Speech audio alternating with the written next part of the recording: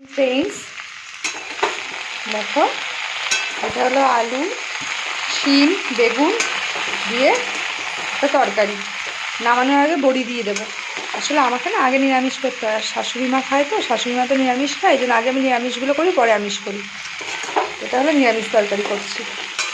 আগে বেগুন, আলু আর শিমটা ভালো করে ভেজে নিচ্ছি।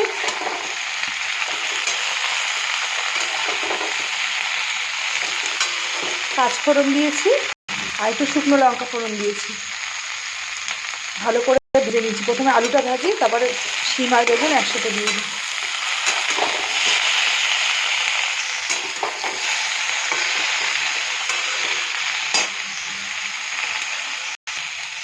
এবার একটু হলুদ দিয়ে দিচ্ছি,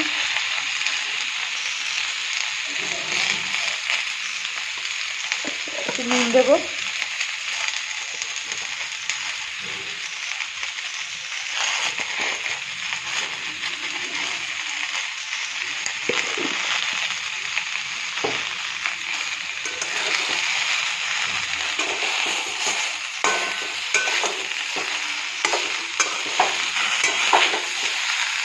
আসলে আমি কী বলতো, একাই তো ক্যামেরাটা ধরি, আমার খুব এর জন্য বেঁকে বেঁকে যায়, অসুবিধা হয়। আমার তো ক্যামেরা ধরার কেউ নেই, আমি নিজেই ধরি, নিজেই করি।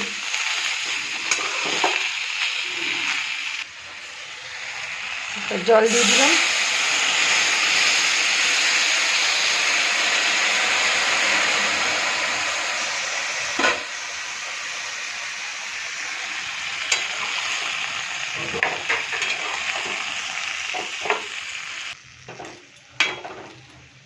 জল দিয়ে দিলাম। এবার বড়িগুলো দিয়ে দেবো।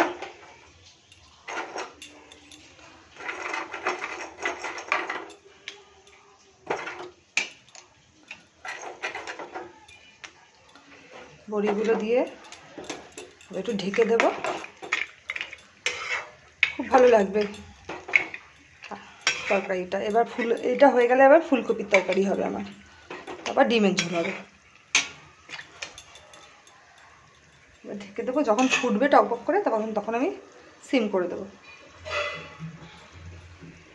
ঢেকে দিলাম, সিম করে দিলাম।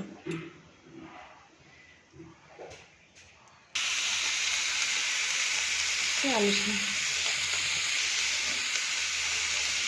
আমি তো বাতাসা দিয়ে করি, কিন্তু বাতাসাটা কোথায় রেখেছি মনে আসছে না।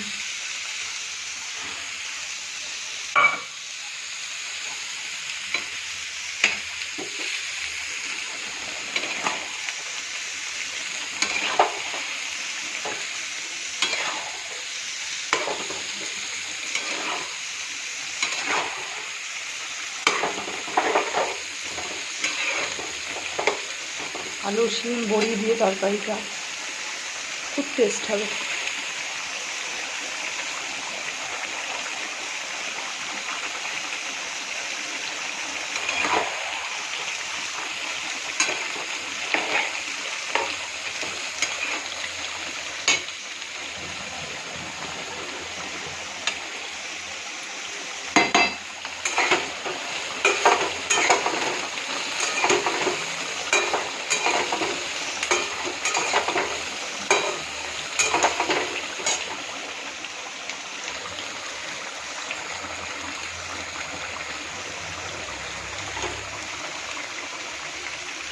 এদিকেও একটা তরকারি রান্না করছি, এটা হলো আলু ফুলকপি দিয়ে ডালনা করবো।